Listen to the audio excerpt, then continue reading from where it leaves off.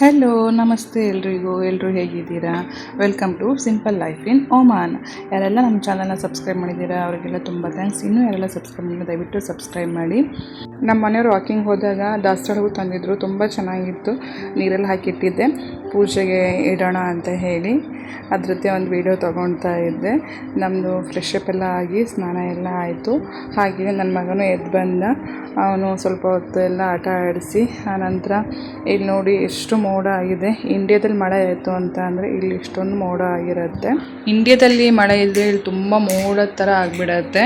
ಯಾಕಂತ ಅಂದರೆ ಏನು ಅರೇಬಿಯನ್ ಸಿ ಎರಡು ದೇಶದ ನಡುವೆ ಒಂದೇ ಇರೋದ್ರಿಂದ ಆ ರೀತಿಯಲ್ಲಿ ತುಂಬ ಮೋಡ ಇದೆ ಇವತ್ತು. ನನ್ನ ಮಗನಿಗೆ ಈಗ ನೈಲ್ ಕಟ್ ಎಲ್ಲ ಮಾಡಿ ಅವನು ಸ್ನಾನ ಮಾಡ್ಕೊಂಡ್ಬಂದ. ನೋಡಿ ಹೇಗೆ ಕಾಣ್ತಿದ್ದಾನೆ, ಕಮೆಂಟ್ ಮಾಡಿ ಹೇಳಿ. ಇಲ್ಲಿ ಎಲ್ಲರೂ ಇವನು ಹುಡುಗಿನ ಅಂತ ಕೇಳ್ತಾರೆ. ಎಲ್ಲಿ ಹೋದರೂ ಫಸ್ಟ್ ಕೇಳೋ ಕ್ವಶನ್ನೇ ಅದು ಹುಡುಗಿನ ಅಂಥೇಳಿ, ಇಲ್ಲ ಹುಡುಗ ಅಂತ ಹೇಳಬೇಕು. ಆಮೇಲೆ ಅದೇ ರೀತಿ ಹುಡುಗಿ ಥರನೇ ಕಾಣಿಸ್ತಾನೆ ಅಂತಲೇ ಎಲ್ಲರೂ ಹೇಳೋ ಅಂಥದ್ದು. ಈಗ ಫ್ರೆಶ್ ಅಪ್ ಆಗಿದ್ದಾನೆ. ಅವನಿಗೆ ತಿಂಡಿ ಏನಾದರೂ ಕೊಡಬೇಕು. ಅಣ್ಣ ಇದ್ದರೆ ಮನೇಲಿ ತುಂಬ ಜೋರಾಗಿ ಗಲಾಟೆ ಎಲ್ಲ ಮಾಡ್ಕೊತಾ ಇರ್ತಾನೆ. ಅಣ್ಣ ಇಲ್ಲ ಅಂದರೆ ಅವನಿಗೂ ಬೇಜಾರು ಅನಿಸುತ್ತೆ. ಫೋನ್ಗಿನ್ ಕೇಳ್ತಾ ಇರ್ತಾನೆ. ಅದಕ್ಕೋಸ್ಕರ ಏನು ಮಾಡ್ತೀನಿ ಅಂತಂದರೆ ಈ ಥರ ನಾನು ಏನು ಕೆಲಸ ಮಾಡುವಾಗಲೂ ಜೊತೆಲ್ಲ ಕರ್ಕೊಂಡೇ ಇಟ್ಕೊತೀನಿ. ನೋಡಿ ಈಗ ನಾನು ಒಬ್ಬಳೇ ಮಾಡೋದಾದರೆ ಇದನ್ನು ನೀಟಾಗಿ ತೆಗೆದು ಡಬ್ಬಿ ಸುರಿದ್ಬಿಡ್ಬೋದು. ಬಟ್ ಈಗ ಅವನಿರೋದ್ರಿಂದ ಈ ಥರ ಸೌಟ್ ತೊಗೊಂಡು ಅವನಿಗೂ ಆಟ ಆಡೋಕ್ಕೆ ಕೊಟ್ಟು ಈ ರೀತಿ ಕೆಲಸ ಮಾಡಬೇಕು. ಸ್ವಲ್ಪ ಟೈಮು ವೇಸ್ಟ್ ಆಗುತ್ತೆ, ಬಟ್ ಫೋನ್ ಬಿಟ್ಟಿರ್ತಾರಲ್ಲ ಅನ್ನೋದು ಅಷ್ಟೇ ಒಂದು ಖುಷಿ. ಈಗ ನೋಡಿ ನನಗೂ ಎಲ್ಲ ಹೆಲ್ಪ್ ಮಾಡಿಕೊಡ್ತಾ ಇದ್ದಾನೆ. ಆ್ಯಕ್ಚುಲಿ ಇದು ಅವನು ತೊಗೊಂಡು ಹಾಕೋ ಅಂಥ ಸೌಟು, ನಾನು ತೊಗೊಂಡಿದ್ದೀನಿ ಎಲ್ಲ ಹಾಳು ಮಾಡ್ತಾನೆ ಅಂತ ಹೇಳಿ. ಫುಲ್ ಎಂಜಾಯ್ ಮಾಡ್ತಾನೆ. ಎಲ್ಲ ಕೆಲಸದಲ್ಲೂ ಬಂದು ಹೆಲ್ಪ್ ಮಾಡೋಕ್ಕೆ ಬರ್ತಾನೆ. ಸುಮ್ಮನೆ ಫೋನ್ ಇಟ್ಕೊಂಡು ಕೂತ್ರೆ ಟೈಮ್ ವೇಸ್ಟ್ ಆಗೋಕ್ಕಿಂತ ಇರುತ್ತೆ. ಕೆಲಸ ಮಾಡೋದ್ರಿಂದ ಕೆಲಸನೂ ಕಲಿತಾರೆ. ನೋಡಿ ಎಷ್ಟು ನೀಟಾಗಿ ಹಾಕ್ತಾ ಇದ್ದಾನೆ ಅಂತ ಹೇಳಿ. ಅವನಿಗೂ ಖುಷಿ ಈ ರೀತಿ ಕೆಲಸ ಎಲ್ಲ ಮಾಡಲಿಕ್ಕೆ. ನಮಗೆ ಈ ಅಕ್ಕಿ ಏನಂತ ಅಂದರೆ ಸುಮಾರು ಒಂದು 2-2.5 ತಿಂಗಳಷ್ಟು ಬರುತ್ತೆ. ಅದಕ್ಕೋಸ್ಕರ ನಾವು ಇದನ್ನು ಈ ಥರ ನೀಟಾಗಿ ಕಟ್ಟಿ ಇಡೋ ಅಂಥದ್ದು. ನಾನು ಊಟಕ್ಕೆ ಪ್ಲಸ್ ತಿಂಡಿಗೆ ಇಡ್ಲಿ ದೋಸೆಗೆಲ್ಲ ಇದೇ ಅಕ್ಕಿ ಯೂಸ್ ಮಾಡೋ ಅಂಥದ್ದು. ಇದ್ರ ಜೊತೆ ಸ್ವಲ್ಪ ಕೆಂಪಕ್ಕಿನೂ ಯೂಸ್ ಮಾಡ್ತೀನಿ. ಕೆಂಪಕ್ಕಿ 1 ಇಲ್ಲ 2 kg ತಂದಿರ್ತೀನಿ. ಈ ಅಕ್ಕಿ ಜೊತೆ ಆ ಅಕ್ಕಿನೂ ಮಿಕ್ಸ್ ಮಾಡಿ ಮಾಡೋ ಅಂಥದ್ದು. ತುಂಬ ಚೆನ್ನಾಗಿ ಬರುತ್ತೆ ಈ ಅಕ್ಕಿ. ನೋವಾಸ್ ಮತ್ತು 777 ಅಂತ. ಈ ಪ್ಲಾಸ್ಟಿಕ್ ಚೀಲ ನೋಡಿ ಸುಮಾರು 5-6 ವರ್ಷದ ಹಿಂದೆ ನಮ್ಮ ಅಮ್ಮ ಕೊಟ್ಟು ಕಳಿಸಿದ್ದು. ಇದರೊಳಗೆ ಒಣಮೆಣಸು ಹಾಕಿ ಕೊಟ್ಟು ಕಳಿಸಿದ್ರು ಒಂದು 5 kg. ಆ ಚೀಲ ಇನ್ನೂ ಹಾಗೆ ಇಟ್ಕೊಂಡಿದ್ದೀನಿ ನಾನು. ಸುಮಾರು ವರ್ಷ ಆಯ್ತು ನನ್ನ ಹತ್ರ ಇದ್ದಿದ್ದು. ಸ್ವಲ್ಪನೂ ಹಾಳಾಗಿಲ್ಲ. ಈ ಥರ ಇದೇ ಚೀಲದೊಳಗೆ ನಾನು ಈ ಥರ ಅಕ್ಕಿಯನ್ನು ಕಟ್ಬಿಟ್ಟಿಡ್ತೀನಿ. ಆವಾಗ ಅಕ್ಕಿ ಬೇಗ ಹಾಳಾಗಲ್ಲ ಅಂಥೇಳಿ. ಒಟ್ಟಾರೆ ಸುಮ್ಮನೆ ಹಾಳು ಮಾಡೋಕ್ಕಿಂತ ಈ ಥರ ಸೇಫ್ ಮಾಡ್ಕೊಂಡು ಇಟ್ಕೊಳೋದ್ರಿಂದ ಸುಮಾರು ದಿನವೂ ಯೂಸ್ ಮಾಡ್ಬೋದು. ನನಗಿದು ಹೇಳ್ದಂಗೆ ಸುಮಾರು 2-2.5 ತಿಂಗಳೇ ಬರುತ್ತೆ ಅಂತ ಹೇಳ್ಬೋದು. ಯಾಕಂದರೆ ನಾವು ಅಕ್ಕಿನ ಅಷ್ಟೊಂದು ಯೂಸ್ ಮಾಡಲ್ಲ. ಜಾಸ್ತಿ ರೊಟ್ಟಿ ಚಪಾತಿ ಆ ರೀತಿಯೇ ಮಾಡೋದ್ರಿಂದ ಅಕ್ಕಿನ ಅಷ್ಟೊಂದು ಯೂಸ್ ಮಾಡಲ್ಲ. ಅದರಿಂದ ನಮಗೆ ಒಂದು 2-2.5 ತಿಂಗಳಂತೂ ಬಂದೇ ಬರುತ್ತೆ. ತುಂಬ ಚೆನ್ನಾಗೂ ಇದೆ ಈ ಅಕ್ಕಿ. ಮಾಮೂಲಿ ಸ್ಟೀಮ್ ರೈಸ್ ಎಲ್ಲ ತಿಂದಾಗ ಒಂಥರ ಗ್ಯಾಸ್ಟ್ರಿಕ್ ಥರ ಎಲ್ಲ ಆಗುವಂಥದ್ದು ಇರುತ್ತೆ. ಬಟ್ ಈ ರೈಸ್ ತುಂಬ ಚೆನ್ನಾಗಿದೆ. ಸುಮಾರು ಅಕ್ಕಿಗಳನ್ನೆಲ್ಲ ಟ್ರೈ ಮಾಡಿ ಆಮೇಲೆ ಆಲ್ಮೋಸ್ಟ್ ಎಲ್ಲ ಅಕ್ಕಿಗಳನ್ನ ಟ್ರೈ ಮಾಡಿ ಈ ಅಕ್ಕಿ ಚೆನ್ನಾಗಿದೆ ಅಂಥೇಳಿ ನಾವೀಗ ಒಂದು 3 ವರ್ಷದಿಂದ ಇದೇ ಅಕ್ಕಿನ ಯೂಸ್ ಮಾಡೋ ಅಂಥದ್ದು. ನೋಡಿ ಈಗ ನನ್ನ ಮಗ ಎಲ್ಲ ರೆಡಿಯಾಗಿ ಆ್ಯಪಲ್ ತಿಂತ ಟಿ ವಿ ನೋಡ್ತಾ ಇದ್ದಾನೆ. ಕೆಲಸ ಎಲ್ಲ ಮುಗಿಸಿ ಬಂದು ಕೂತಿದ್ದಾನೆ. ಅವನೇ ಎಲ್ಲ ಕೆಲಸ ಮಾಡಿರೋದು. ಈ ಒಂದು ಕಾರ್ಟೂನ್ ಅಂತೂ ತುಂಬ ಇಷ್ಟ ಅವನಿಗೆ. ಹಾಕ್ಕೊಟ್ಬಿಟ್ರೆ ಫುಲ್ ಎಂಜಾಯ್ ಮಾಡ್ಕೊತ ಆಟ ಆಡ್ಕೊತ ಇರ್ತಾನೆ. ಅವನು ಆಟ ಆಡ್ತಾ ಹಾಗೆಯೇ ಅವ್ರ ಅಣ್ಣನೂ ಸ್ಕೂಲಿಂದ ಬಂದು ಊಟ ಎಲ್ಲ ಮುಗಿಸಿ ಸಂಜೆ ಆಯಿತು. ಸಂಜೆ ನಾನು ಇಡ್ಲಿಗೆ ಅಂತ ಹಿಟ್ಟು ರುಬ್ತಾ ಇದ್ದೆ.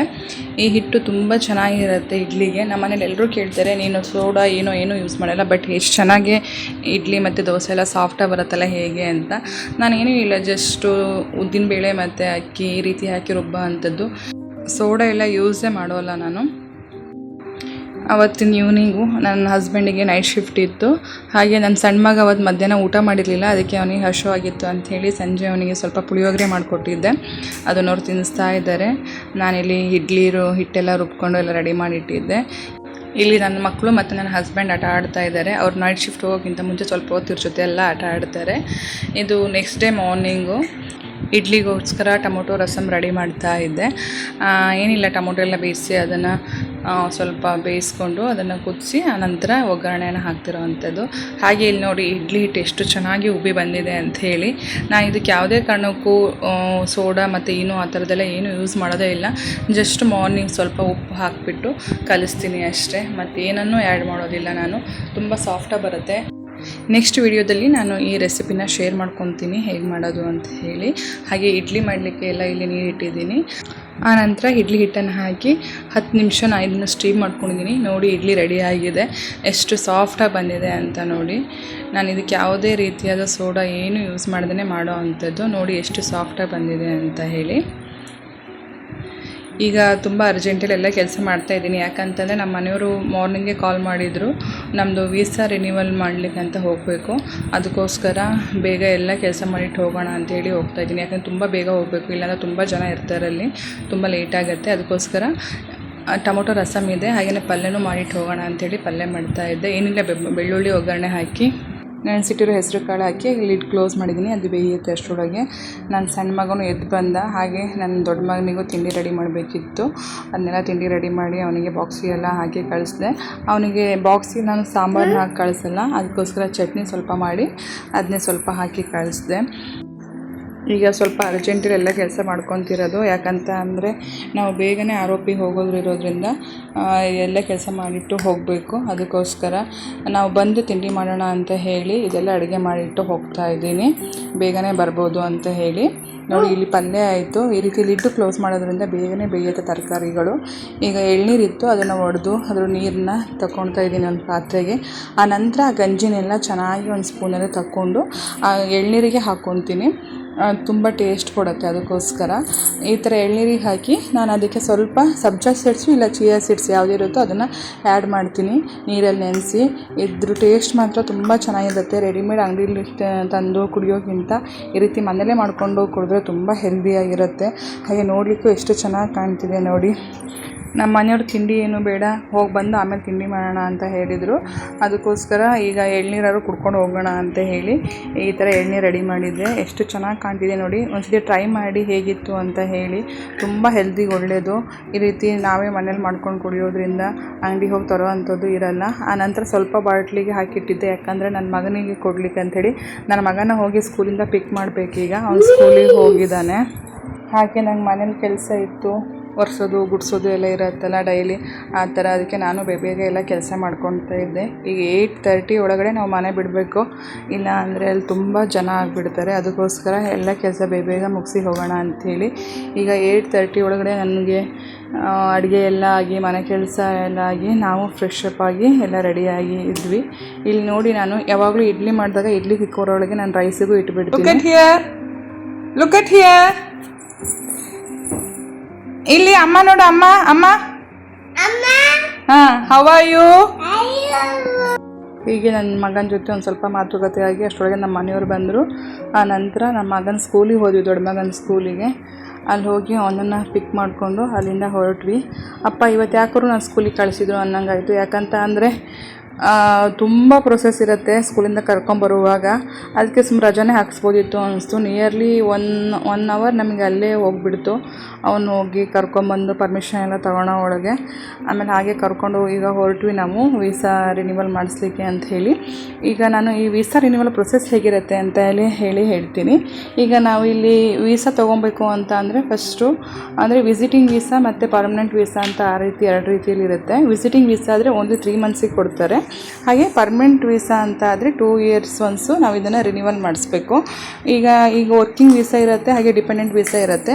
ವರ್ಕಿಂಗ್ ವೀಸಾ ಅಂತ ಅಂದರೆ ಇಲ್ಲಿ ವರ್ಕಿಂಗಲ್ಲಿ ಯಾರು ಇರ್ತಾರೆ ಅವರಿಗಂತ ಕೊಡೋ ಅಂಥದ್ದು. ಡಿಪೆಂಡೆಂಟ್ ಅಂತ ಅಂದರೆ ಈಗ ನಾವು ವೈಫ್ ಆಗಿರ್ಬೋದು ಅಥವಾ ಮಕ್ಕಳಾಗಿರ್ಬೋದು, ಈ ವರ್ಕಿಂಗಲ್ಲಿ ಇದ್ದವ್ರ ಮೇಲೆ ಡಿಪೆಂಡ್ ಆಗಿ ಬಂದಿರ್ತೀವಿ, ಅದು ಡಿಪೆಂಡೆಂಟ್ ವೀಸಾ ಅಂಥೇಳಿ ಕರೀತಾರೆ. ಇದು ಎಲ್ಲ ವೀಸಾಗಳನ್ನು 2 ಇಯರ್ಸ್ ಒನ್ಸೇ ರಿನ್ಯೂವಲ್ ಮಾಡೋ ಅಂಥದ್ದು. ಇಲ್ಲಿ ಬರುವಾಗ ನಾವು ವರ್ಕಿಂಗ್ ವೀಸಾದಲ್ಲಿ ಅಂತ ಇದ್ದರೆ, ಈಗ ನನ್ನ ಹಸ್ಬೆಂಡ್ ಈಗ ವರ್ಕಿಂಗ್ ವೀಸಾದಲ್ಲಿದ್ದಾರೆ, ಅವರಿಗೆ ಎವ್ರಿ ಇಯರ್ ಸೇಮ್ ಮಂತಲ್ಲಿ ಅವರಿಗೆ ರಿನ್ಯೂವಲ್ ಆಗೋ ಅಂಥದ್ದು.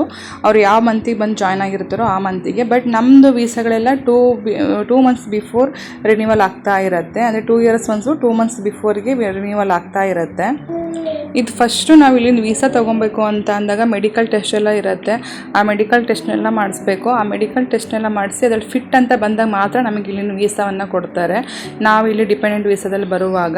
ಈಗ ನಮ್ಮ ಹಸ್ಬೆಂಡಿಗೆಲ್ಲ ಎವ್ರಿ 2 ಇಯರ್ಸ್ ಒನ್ಸ್ ಅವರಿಗೆ ಇಲ್ಲೇ ಮಾಡಿಸ್ತಾರೆ ಮೆಡಿಕಲ್ ಟೆಸ್ಟ್ ಎಲ್ಲ. ನಮಗೆಲ್ಲ ಈಗ ಪದೇ ಮೆಡಿಕಲ್ ಟೆಸ್ಟ್ ಎಲ್ಲ ಇರಲ್ಲ, ನಾವು ಫಸ್ಟ್ ಟೈಮ್ ಬರುವಾಗ ಏನು ಮೆಡಿಕಲ್ ಟೆಸ್ಟ್ ಆಗಿರುತ್ತೋ ಅಷ್ಟೇ. ಬಟ್ ಇವ್ರಿಗೆ ಮಾತ್ರ 2 ಇಯರ್ಸ್ ಒನ್ಸ್ ಮೆಡಿಕಲ್ ಟೆಸ್ಟ್ ಮಾಡಿಸ್ತಾರೆ. ನೋಡಿ ನೀವೀಗ ನೋಡ್ತಾ ಇರೋ ಅಂಥದ್ದು ಫುಲ್ಲು ಮರುಭೂಮಿ ಏರಿಯಾಗಳು. ಇಲ್ಲಿ ಏನು ಒಂದು ಗಿಡಗಳು ಕಾಣಲ್ಲ, ಬರೀ ಈ ಒಂದು ಡೇಟ್ಸ್ ಗಿಡಗಳು ಬಿಟ್ಟರೆ ಮತ್ತೇನೂ ಕಾಣೋದಿಲ್ಲ. ಈಗ ಈ ಸಿಟಿ ಒಳಗಡೆ ಎಷ್ಟು ಗ್ರೀನರಿ ಆಗಿದೆಯೋ ಈ ಹೊರಗಡೆ ಹಾಗೇನೆ ಈ ಥರ ಮರುಭೂಮಿ ಥರನೇ ನೋಡ್ಬೋದು. ನೋಡಿ ಎಲ್ಲೂ ಒಂದು ಗಿಡಗಳು ಸಮೇತನೂ ಕಾಣೋದಿಲ್ಲ, ಆ ರೀತಿಯಲ್ಲಿದೆ. ನಮಗೆ ಈ ವೀಸಾ ಪ್ರೊಸೆಸ್ ಎಲ್ಲ ಮಾಡಲಿಕ್ಕೆ ಇವರು ಕಂಪ್ನಿ ಕಡೆಯಿಂದನೇ PROಗಳನ್ನು ಅಪಾಯಿಂಟ್ ಮಾಡಿರ್ತಾರೆ, ಅವರೇ ಎಲ್ಲ ನೋಡ್ಕೊತಾರೆ. ಇಷ್ಟು ವರ್ಷ ನಮಗೂ ಅಷ್ಟೇ ಎಲ್ಲ ಅವರೇ ನೋಡ್ಕೊತಿದ್ರು. 1 ವೀಕ್ ಒಳಗೆ ಎಲ್ಲ ವೀಸಾ ಪ್ರೊಸೆಸ್ ಎಲ್ಲ ಆಗಿಬಿಡ್ತಿತ್ತು, ವೀಸಾ ರಿನ್ಯೂವಲ್ ಎಲ್ಲ. ಬಟ್ ಈ ಸತಿ ಯಾಕೋ ಏನೋ ತುಂಬ ಎಷ್ಟು ದಿನ ಆದರೂ ಅವ್ರು ಮಾಡ್ತಿರ್ಲಿಲ್ಲ. ನಮಗೆ ಸ್ವಲ್ಪ ಎಮರ್ಜೆನ್ಸಿ ಇದರಿಂದ ಬೇಗ ಮಾಡಿಸ್ಬೇಕಿತ್ತು, ಅದಕ್ಕೋಸ್ಕರ ನಾವೇ ಹೊರಡೋಣ ಅಂಥೇಳಿ ಹೊರಟ್ವಿ. ಇದು ನಮ್ಮದು ರಿನ್ಯೂವಲ್ ಆಗಿರೋದ್ರಿಂದ ತುಂಬ ಪ್ರೊಸೆಸ್ ಏನು ಇರೋದಿಲ್ಲ, ಅದಕ್ಕೆ ನಾವೇ ಹೋಗಿ ಮಾಡ್ಕೊಂಬರ್ಬೋದು. ಅದಕ್ಕೆ ನಾವೇ ಹೋಗಿ ಮಾಡ್ಕೊಂಬರೋಣ ಅಂಥೇಳಿ ಈಗ ಹೋಗ್ತಾ ಇದ್ದೀವಿ. ನೀವಿಲ್ಲಿ ಒಮಾನಲ್ಲಿ ಕೆಲಸಕ್ಕೆ ಸೇರ್ಕೊತೀರಾ ಅಥವಾ ಕೆಲಸಕ್ಕೆ ಬರ್ತೀರಾ ಅಂತ ಆದರೆ ನೀವಿಲ್ಲಿ ಅಪ್ಲೈ ಮಾಡೋಕ್ಕಿಂತ ಮುಂಚೆ ಅಥವಾ ಯಾವ್ದಾದ್ರು ಕಂಪ್ನಿಗಳಿಂದ ನೀವು ಹೈರಿಂಗ್ ಆಗಿತ್ತು ಅಂತ ಅಂದರೆ ಇದು ಕಂಪ್ನಿಯಿಂದ ನೀವು ಇಲ್ಲಿ ಹೈಯರ್ ಆಗಿರೋದು ಅಥವಾ ಕಾಂಟ್ರಾಕ್ಟ್ ಮೇಲೆ ಹೈಯರ್ ಆಗಿರೋದ ಅಂಥೇಳಿ ನೀವು ತಿಳ್ಕೊಬೇಕಾಗತ್ತೆ. ಯಾಕಂತ ಅಂದರೆ ಕಂಪ್ನಿ ಥ್ರೂನೇ ನೀವು ಅಪಾಯಿಂಟ್ ಆಗಿದ್ರಿ ಅಂತ ಅಂದರೆ ಈ ವೀಸಾ ಪ್ರೊಸೆಸ್ಸು ಇದೆಲ್ಲ ಅವರೇ ನೋಡ್ಕೊತಾರೆ. ನೀವು ಜಸ್ಟ್ ಬರೋದೊಂದು ಆಗಿರುತ್ತೆ ಅಷ್ಟೇ. ಈ ವೀಸಾ ರಿನ್ಯೂವಲ್ ಎಲ್ಲದಕ್ಕೂ ಅವರೇ ಪೇ ಮಾಡ್ತಾರೆ. ಬಟ್ ನೀವು ಕಾಂಟ್ರಾಕ್ಟಲ್ಲಿ ಬರ್ತೀರಾ ಅಂತ ಆದರೆ ಆವಾಗ ಈ ವೀಸಾ ಪ್ರೊಸೆಸ್ಸಿಗೆ ಮತ್ತು ಈ ವೀಸಾಕ್ಕೆಲ್ಲ ನೀವೇ ಅಮೌಂಟ್ನ ಪೇ ಮಾಡಬೇಕಾಗತ್ತೆ. ಮತ್ತು 2 ಇಯರ್ಸ್ ಒನ್ಸ್ ವೀಸಾನ ನೀವು ರಿನ್ಯೂವಲ್ ಮಾಡಿಸ್ಬೇಕಾದ್ರೂ ನೀವೇ ಪೇ ಮಾಡಬೇಕಾಗತ್ತೆ. ಬಟ್ ಇಲ್ಲಿ ಈ ಕಂಪ್ನಿ ವೀಸಾದಲ್ಲೇ ಬಂದ್ರಿ ಅಂತ ಅಂದರೆ ನಿಮಗೆ ಈ ರೀತಿ ಪೇ ಮಾಡೋ ಅಂಥದ್ದು ಇರೋಲ್ಲ, ಕಂಪ್ನಿಯವರೇ ಎಲ್ಲ ನೋಡ್ಕೊತಾರೆ. ಯಾಕಂತ ಅಂದರೆ ಕಂಪ್ನಿಯಿಂದ PROಗಳನ್ನು ನೇಮಕ ಮಾಡಿರ್ತಾರೆ, ಅವರೇ ಎಲ್ಲದನ್ನ ನೋಡ್ಕೊತಾರೆ. ಈವನ್ ವರ್ಕಿಂಗಲ್ಲಿ ಯಾರು ಇರ್ತಾರೆ ಎಂಪ್ಲಾಯಿ ಅವ್ರ ವೀಸಾ, ಹಾಗೆ ಡಿಪೆಂಡೆಂಟ್ ಅಂದರೆ ಅವ್ರ ಫ್ಯಾಮಿಲಿ ವೀಸಾ ಎಲ್ಲದನ್ನೂ ಅವರೇ ಎಲ್ಲ ಮಾಡಿ ಕೊಡ್ತಾರೆ. ಅದಕ್ಕೋಸ್ಕರ ನೀವು ಫಸ್ಟ್ ಇಲ್ಲಿ ಅಪಾಯಿಂಟ್ ಆಗಿ ಬರೋಕ್ಕಿಂತ ಮುಂಚೆ ನೀವು ಎಲ್ಲ ತಿಳ್ಕೊಂಡು ಬರಬೇಕು. ನಿಮಗಲ್ಲಿ ನೀವು ಅಬ್ಸರ್ವ್ ಮಾಡಿ ನೋಡಿದ್ರೆ ಅಲ್ಲಿ ಬ್ಲೂ ಕಲರ್ ಕಾಣ್ತಾ ಇರೋವಂಥದ್ದು ಎಲ್ಲದು ಅದು ಹಾಗೆ ಅಲೆಗಳು ಎಲ್ಲ ಕಾಣ್ತಾ ಇದೆ ನೋಡಿ. ಸಮುದ್ರ ನೋಡ್ಬೋದು ನೀವು.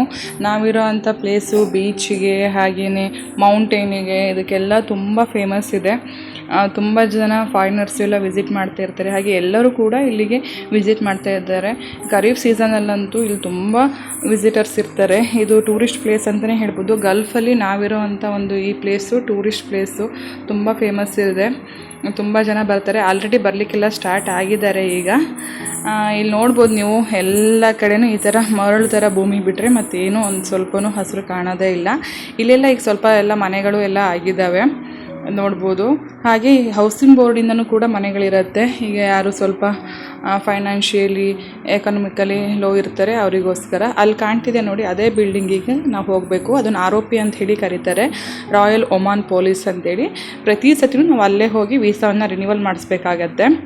ಇಲ್ಲ ಅಂತ ಅಂದರೆ ವೀಸಾ ರಿನ್ಯೂವಲ್ ಆಗಲ್ಲ. ಇದು ಏನಿಲ್ಲ ಅಂದರೂ ನಮ್ಮ ಮನೆಯಿಂದ ಒಂದು 30 ಕಿಲೋಮೀಟ್ರಷ್ಟು ದೂರ ಇದೆ, ಗುಡ್ಡದ ಮೇಲಿದೆ. ನೋಡಿ ಹೇಗೆ ಹೋಗ್ತಾ ಇದ್ದೀವಿ ಅಂಥೇಳಿ. ನಾವು ಅದೇ ಇಲ್ಲಿ ಬರುವಾಗ ಇವಾಗಲೂ ಹೇಳ್ಕೊಳ್ತೀವಿ ಘಾಟಿ ಸೆಕ್ಷನ್ ಅಂತ ಹೇಳಿ. ತುಂಬ ಗುಡ್ಡದ ಮೇಲಿದೆ ನೋಡಿ, ಎದುರುಗಡೆನೇ ಸಮುದ್ರ ಕಾಣ್ತಾ ಇದೆ. ಎಂಥ ಒಳ್ಳೆ ವ್ಯೂ ಅಲ್ವಾ. ಇಲ್ಲಿ ತುಂಬ ಚೆನ್ನಾಗಿರುತ್ತೆ ನೋಡೋಕ್ಕೆಲ್ಲ. ಸಂಜೆ ಟೈಮ್ ಬರಬೇಕು, ಇನ್ನೂ ತುಂಬ ಚೆನ್ನಾಗಿರುತ್ತೆ. ನಾವು ಬರುವಾಗಲೇ ಇಲ್ಲ ಆಲ್ರೆಡಿ 10 o'clock ಆಗಿತ್ತು. ಈಗ ಫಸ್ಟ್ ಇಲ್ಲಿರೋ ಅಂಥದ್ದು ROP, ಆ ಕಡೆ ಇನ್ನೊಂದಿದೆ, ಅಲ್ಲಿನ ವೀಸಾ ರಿನ್ಯೂವಲ್ ಪ್ರೊಸೆಸ್ ಆಗಲ್ಲ. ಇಲ್ಲಿ ಮಾತ್ರ ವೀಸಾ ರಿನ್ಯೂವಲ್ ಪ್ರೊಸೆಸ್ ಆಗೋ ಅಂಥದ್ದು. ನಾವೀಗ ಇಲ್ಲಿ ಹೋಗ್ತಾ ಇದ್ದೀವಿ ನೋಡಿ. ಇಲ್ಲಿನ ಪೊಲೀಸ್ ಸ್ಟೇಷನ್ಗಳು ಎಲ್ಲ ಹೇಗಿರತ್ತೆ ಅಂತ ಹೇಳಿ.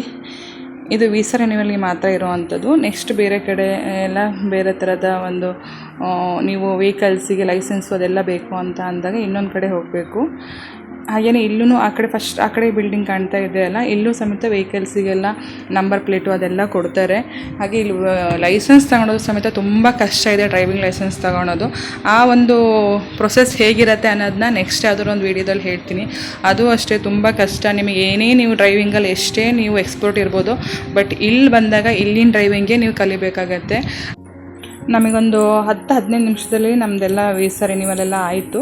ಅದೆಲ್ಲ ಮುಗಿಸ್ಕೊಂಡು ನಾವೀಗ ವಾಪಸ್ ಹೊರಟ್ವಿ. ನೋಡಿ ಹೇಗಿದೆ ಅಂತ ಹೇಳಿ. ಇಲ್ಲಿ ವೀಸಾ ರಿನ್ಯೂವಲ್ ಪ್ರೊಸೆಸ್ಸಲ್ಲಿ ಏನಿಲ್ಲ, ಜಸ್ಟ್ ಹೋಗಿ ಟೋಕನ್ ತೊಗೊಂಡು ನಮಗೆ ಒಬ್ಬರು ಪೊಲೀಸ್ನ ಹತ್ರ ಹೋಗಬೇಕು. ಅಲ್ಲಿ ಅವರು ನಮ್ಮದು ಡೀಟೇಲ್ಸ್ ಎಲ್ಲ ತೊಗೊಂಡು ನಮ್ಮ ಮನೆಯವ್ರದ್ದು ಅಂದರೆ ವರ್ಕಿಂಗ್ ವೀಸಾದಲ್ಲಿ ಯಾರು ಇರ್ತಾರೋ ಅವ್ರು ಫಸ್ಟು ಮುಗಿಸ್ತಾರೆ. ಆನಂತರ ನಮ್ಮದೆಲ್ಲ ಫೋಟೋಸು ಮತ್ತು ಫಿಂಗರ್ ಪ್ರಿಂಟು ಅದೆಲ್ಲ ತೊಗೊಳ್ತಾರೆ. ಆ ರೀತಿಲಿ ಇರುತ್ತೆ. ನಮಗೆ ಯಾವಾಗಲೂ ಮ್ಯಾರೇಜ್ ಸರ್ಟಿಫಿಕೇಟು ಹಾಗೆ ಬರ್ತ್ ಸರ್ಟಿಫಿಕೇಟ್ ಅದೆಲ್ಲ ಕೇಳಿರಲಿಲ್ಲ.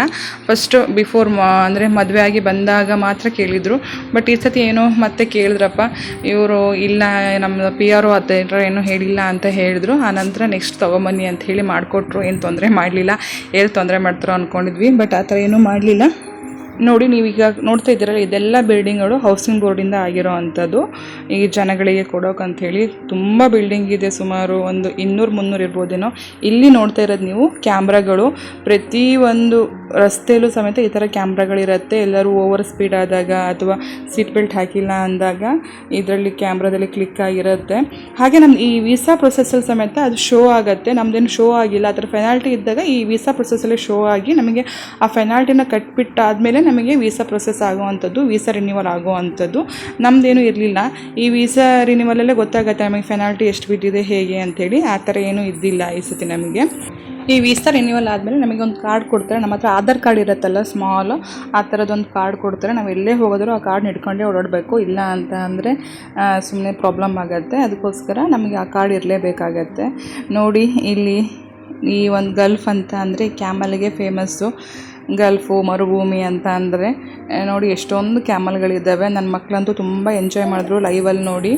ಎಷ್ಟು ದೊಡ್ಡ ದೊಡ್ಡ ಕ್ಯಾಮಲ್ಗಳಿದ್ವು. ಹಾಗೆ ಇಲ್ಲಿ ಈ ಒಂದು ಕ್ಯಾಮಲ್ಗಳು ಓಡಾಡುವಾಗ ಡ್ರೈವ್ ಮಾಡುವಾಗಲೂ ತುಂಬ ಹುಷಾರಾಗಿರಬೇಕು. ಯಾಕಂತಂದರೆ ಬಂದು ಗಾಡಿಗಳಿಗೆ ಗುದ್ದುಬಿಡ್ತದೆ. ನೋಡಿ ಎಷ್ಟೊಂದು ಕ್ಯಾಮಲ್ಗಳಿದ್ದಾವೆ. ಇದಿಷ್ಟೆಲ್ಲ ಆಗಿ ನಮ್ಮದು ವೀಸಾ ಪ್ರೊಸೆಸ್ ಅಂತೂ ಇಂತೂ ಆಯಿತು. ಯಾಕಂತಂದರೆ ನಿಯರ್ಲಿ ಒಂದು 15 ಡೇಸ್ ತೊಗೊಂಡಿತ್ತು ನಮಗೆ ವೀಸಾ ಪ್ರೊಸೆಸ್ ಆಗಲಿಕ್ಕೆ ಈ ಸರ್ತಿ. ಹಾಗೆ ಅದನ್ನೆಲ್ಲ ಮುಗಿಸಿ ಮನೆ ಬಂದು ತಿಂಡಿ ಮಾಡಿದ್ವಿ. ಹಾಗೆ ಈ ವ್ಲಾಗ್ ಹೇಗಿತ್ತು ಅಂತ ಹೇಳಿ, ಈ ಒಂದು ನಮ್ಮ ಚಾನಲ್ನ ಸಬ್ಸ್ಕ್ರೈಬ್ ಮಾಡ್ಕೊಳ್ಳಿ, ಲೈಕ್ ಮಾಡಿ, ಶೇರ್ ಮಾಡಿ, ಕಮೆಂಟ್ ಮಾಡಿ. ಮತ್ತೊಂದು ವಿಡಿಯೋದಲ್ಲಿ ಇನ್ನಷ್ಟು ಇನ್ಫಾರ್ಮೇಷನ್ಗೆ ಮತ್ತೆ ಸಿಗ್ತೀನಿ. Thanks for watching.